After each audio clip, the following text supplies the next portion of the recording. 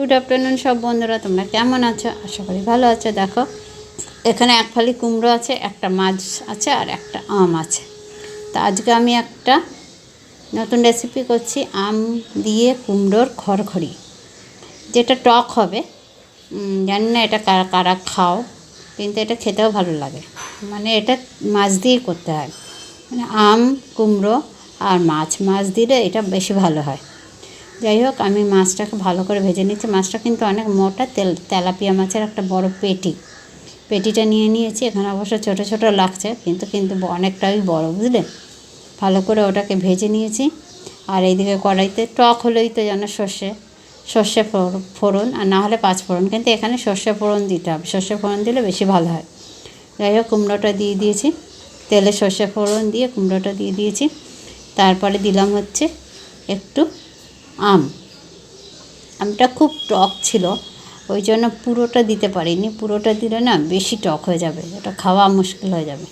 তো অল্প দিলাম, পরিমাণ মতো দিয়ে ভালো করে নুন হলুদ দিয়ে এটাকে ভাজতে হবে।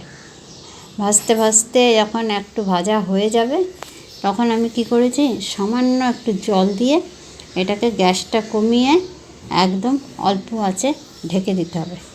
আর পরিমাণ মতো লঙ্কা দিয়ে দিয়েছিলাম।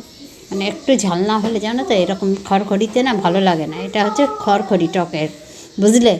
যাই হোক, সামান্য জল দিয়ে এটাকে ঢেকে দিয়েছি। দেখো, ঢাকনা, তারপর গ্যাসটা কমিয়ে দিয়েছি, ঢাকনা খুলে দেখছি এগুলো একদম সিদ্ধ হয়ে গেছে। একদম খুন্তি দিয়ে এগুলো থেতো করে দিলাম। দেওয়ার পরে এটাকে একদম জলটা শুকিয়ে ফেলতে হবে, না হলে কিন্তু এটা ভালো লাগবে না। জানি না কারা কারা খাও এটা, এই টকটা হচ্ছে কুমড়ো দিয়ে করে। কারা কারা খেয়েছে, এগুলো হচ্ছে বাঙালরা বেশি খায়।